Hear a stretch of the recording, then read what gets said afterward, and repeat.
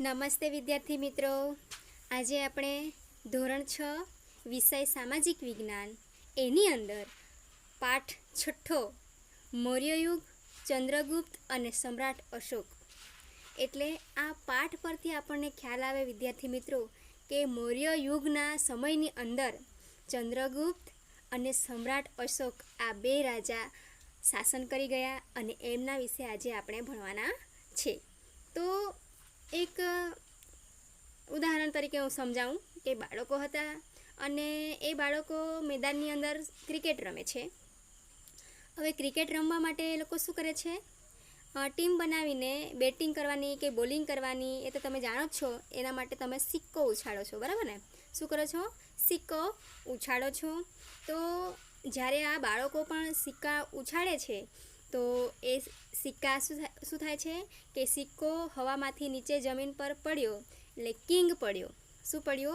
King પડ્યો।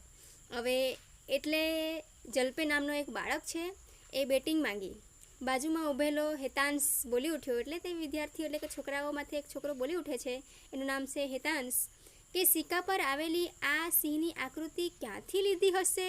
Very good. જુઓ, એને પ્રશ્ન થયો ને એટલે બહુ સરસ। તો ભવ્યએ તેને સમજાવ્યું કે સિક્કા પર આવેલી સિંહની આકૃતિ એટલે કિંગ, અને સારનાથના વિશાળ સ્તંભ પર આ સિંહની આકૃતિ સ્થાપિત કરવામાં આવેલી છે। આ સ્તંભને મૌર્ય વંશના સમ્રાટ અશોક દ્વારા નિર્માણ કરવામાં આવ્યું હતું અને આપણા દેશે એટલે કે ભારત દેશે તેને રાષ્ટ્રીય પ્રતીક તરીકે સ્વીકાર કરેલ છે। આવી રીતના એ બાળકને સમજાવે છે। હવે આપણે એમાં સૌથી પહેલાં જોવાનું કે મૌર્ય વંશ અને સ્થાપક અને શાસક। હવે મૌર્ય વંશની અંદર આપણે જોવાના પહેલાં ચંદ્રગુપ્ત, એણે સ્થાપના કેવી રીતે કરી અને શાસન કેવી રીતના કર્યું એના વિશે આપણે જોઈએ। તો ચંદ્રગુપ્ત મૌર્ય વંશના સ્થાપક ક્યારે સ્થાપના એની કરેલી? તો ઈસવીસન પૂર્વે 321થી ઈસવીસન પૂર્વે 297 સુધી એણે શાસન કર્યું। બાળપણમાં રાજાની રમત રમતા ચંદ્રગુપ્તનું આ એક લક્ષણ એને કોણે દેખાયું? તક્ષશિલાના કૌટિલ્ય ગોત્રના આચાર્ય વિષ્ણુગુપ્ત, જેને આપણે ચાણક્ય તરીકે ઓળખીએ છીએ, તો એને એમાં દેખાયું કે એ બાળક સામાન્ય નથી, એ બાળકમાં એક રાજા તરીકેની ખૂબી છે। એટલા માટે એને શું કરે છે કે એને લઈ લે છે, તક્ષશિલામાં લઈ જાય છે।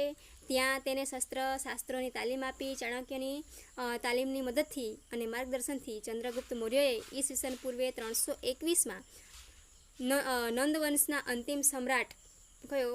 તો કે ધનાનંદ। આપણા પાઠ્યપુસ્તકની અંદર કયું નામ છે? ધનાનંદ એવું કહે છે, પણ ધનાનંદને હરાવીને મગધની ગાદી સંભાળી અને મૌર્ય વંશની એણે સ્થાપના કરી। હવે આપણા ટીવીની અંદર ચંદ્રગુપ્ત મૌર્ય એમ કરીને સિરિયલ આવે છે, એની અંદર આ ચંદ્રગુપ્ત મૌર્ય કેટલો સ્ટ્રગલ કરે છે, કેટલું એનું સાહસ બતાવે છે, એને ઘણી યાતનાઓ આપવામાં આવે છે, પણ એની બુદ્ધિ કૌશલ્યથી અને આ આચાર્ય ચાણક્યની મદદથી, એમના ગુરુની મદદથી એ કેવી રીતના એ તકલીફોનો સામનો કરીને કેવી રીતના એમાં વિજય મેળવે છે, ધીરજ, ધૈર્ય અને સમજ અને શુદ્ધબુદ્ધથી એની બુદ્ધિ ચલાવીને એ કાર્ય કરે છે અને એ વિજય ફતેહ પામે છે, બરાબર। અને આ ધનાનંદ રાજા, એના વિશે પણ તમને હિસ્ટ્રી જોવા મળશે જ્યારે તમે સિરિયલ જોતા હોવ તો। મને ખબર જ છે કે તમે આ સિરિયલ જોતા હશો, કારણ કે તમારા મમ્મીને કે પછી ભાઈ બહેન કે ભાભી હોય તે લોકોને ઘણી ગમે, આ સિરિયલ મૂકેલી જ હોય છે। તો અને ના જોયા હશો તો જોજો। હવે સિરિયલનું નામ છે ચંદ્રગુપ્ત મૌર્ય, બરાબર। તો એના પછી શું કરે છે કે જ્યારે આ ચંદ્રગુપ્ત મૌર્ય શાસન કરવા માટે આવ્યો ત્યારે ગ્રીક રાજા સેલ્યુકસ નિકેતરને હરાવીને ચંદ્રગુપ્ત 4 પ્રદેશો જીતી લે છે। કયા? તો એક તો કાબુલ, બીજું કંદહાર, ત્રીજું હેરાત અને ચોથું બલુચિસ્તાન જીત્યા, બરાબર। અને ચંદ્રગુપ્તની બહાદુરી જોઈને આ રાજા બહુ ખુશ થઈ જાય છે। કયા રાજા? સેલ્યુકસે, બરાબર। તો એમની પુત્રી હેલેનાને ચંદ્રગુપ્ત મૌર્ય સાથે લગ્ન કરાવે છે, એટલે કે પરણાવી દે છે, અને પોતાના રાજદૂત મેગેસ્થનીસને તેના દરબારમાં શું કરે છે? મોકલાવે છે। આમ પાટલીપુત્રના રોકાણ દરમિયાન મેગેસ્થનીસે લખેલ પુસ્તક ઇન્ડિકામાંથી મગધ સામ્રાજ્યના પાટનગર અને એની આ વહીવટ વિશે અગત્યની અને આધારભૂત જાણકારી મળે છે. હવે આપણે જોવાના છે કે આ ચંદ્રગુપ્ત મૌર્યએ એની રાજ્ય વિસ્તાર કેવી રીતના કરી હતી એ જોવાના છે. તો ચંદ્રગુપ્ત મૌર્ય એ શું કરે છે? ચંદ્રગુપ્ત મૌર્યએ પોતાની વીરતા અને ચાણક્યની રાજનૈતિક કુશળતાથી પોતાની સત્તાઓ પ્રસાર ભારતના અન્ય પ્રદેશોમાં કરી સમગ્ર ભારતમાં સાર્વભૌમત્વનો શાસન માટે એણે પ્રયત્ન કર્યા.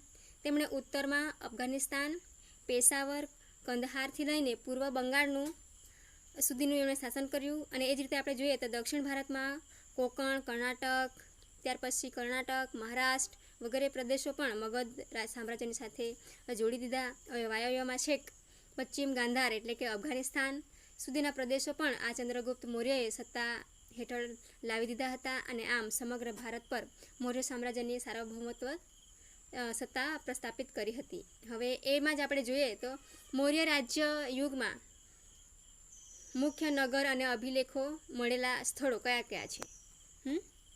તો એમાં આપણે જોઈએ વિદ્યાર્થી મિત્રો કે મૌર્ય સામ્રાજ્ય યુગમાં મુખ્ય નગર અને અભિલેખો મળેલા સ્થળો કયા છે? તો એમાં આ નકશા દ્વારા તમને હું સમજાવું છું. એ નકશો તમારે સ્ટડી કરવાનો છે. હું તમને ખાલી બોલીને સમજાવું પણ તમારે જોઈને સમજવાનું છે, બરાબર? તો એની અંદર જે ગોળ લાલ કલરમાં ગોળ રાઉન્ડમાં મૂકેલા છે એ અભિલેખો મળેલ સ્થળો છે, બરાબર? એ અભિલેખો છે અને એ મળેલા સ્થળો છે. અને ત્રિકોણમાં મહત્વપૂર્ણ નગરો છે. તો એ મહત્વપૂર્ણ નગરોમાં આપણે જોઈએ તો એક તક્ષશિલા આવશે, પાટલીપુત્ર, બરાબર? આ શું છે? મહત્વના નગરો છે, બરાબર? એના પછી આપણે જોઈએ વિદ્યાર્થી મિત્રો તો આ મૌર્ય સામ્રાજ્યનું આપણને શું મળે છે? નકશા દ્વારા સમજૂતી મળી, બરાબર? અને ત્યાર પછી આપણે જોઈએ કે મૌર્ય વંશની જાણકારી મેળવવાના સ્ત્રોત તો તમારા પાઠ્યપુસ્તકની અંદર આપેલા જ છે. શું? કૃતિ અને લેખક, અર્થશાસ્ત્ર, ઇન્ડિકા, દીપવંશ અને મહાવંશ, મુદ્રા રાક્ષસ એટલે કે નાટક. આ જે કૃતિઓ છે એ કોણે લખી એ તમારી બાજુમાં લખવાનું છે. તમારે શું કરવાનું છે? વાંચી લેવાનું છે, બરાબર? આ ઉપરાંત મૌર્ય સમ્રાટોએ કોતરેલા શિલાલેખો, સ્તંભલેખો, ગુફાલેખો, સ્તૂપો અને વિહારો વગેરેમાંથી પણ ઐતિહાસિક આપણને માહિતી મળી રહે છે.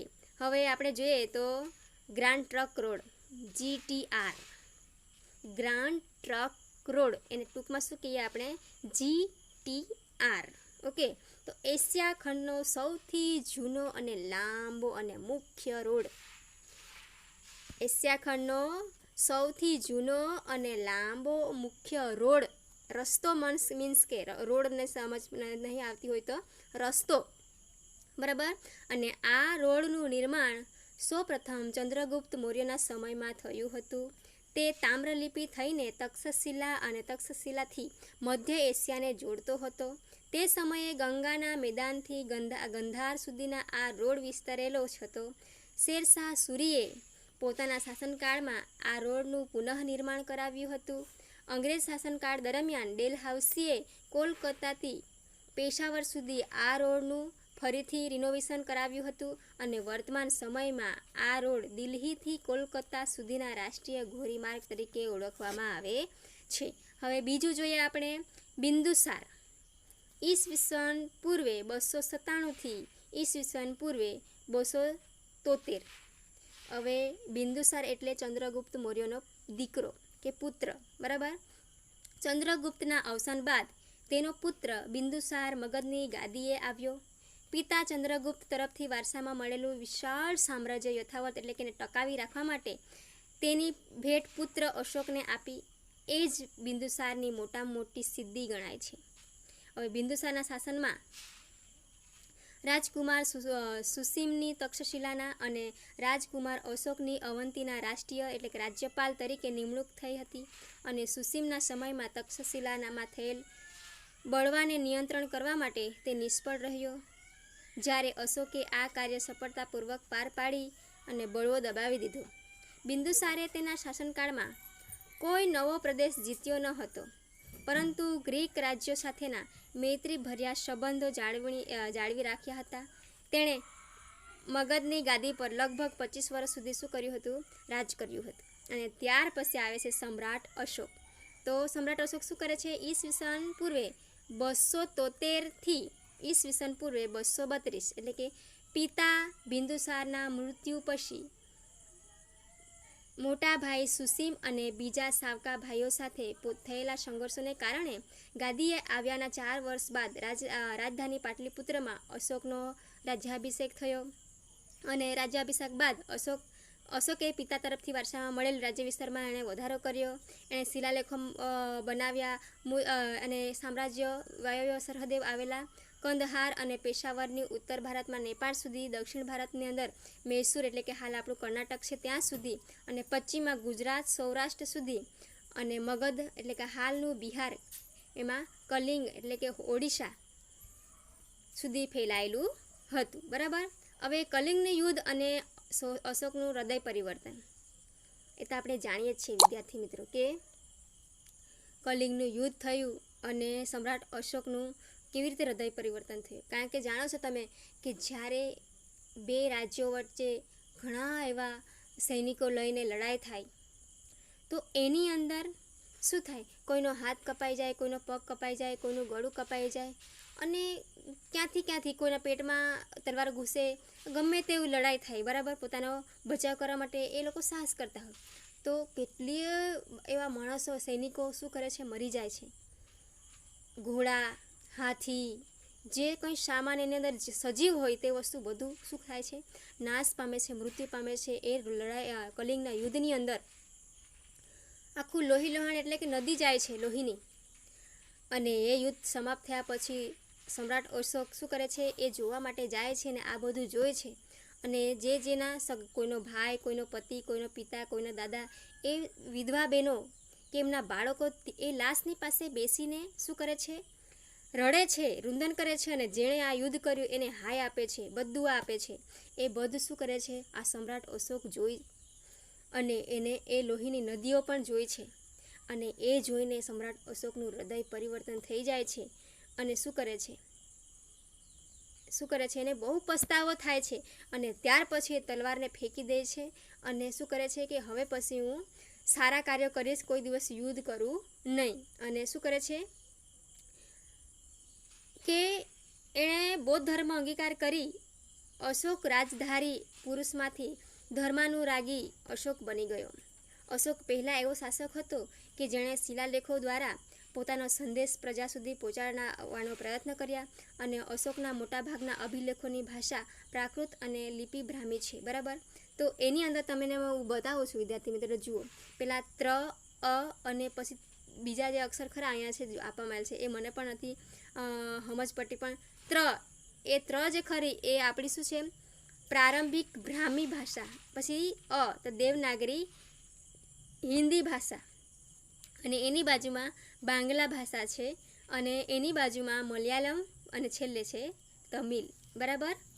આ આપણી એ ભાષા પણ આપણી પાઠ્યપુસ્તકની અંદર શું કરવામાં આવેલ છે?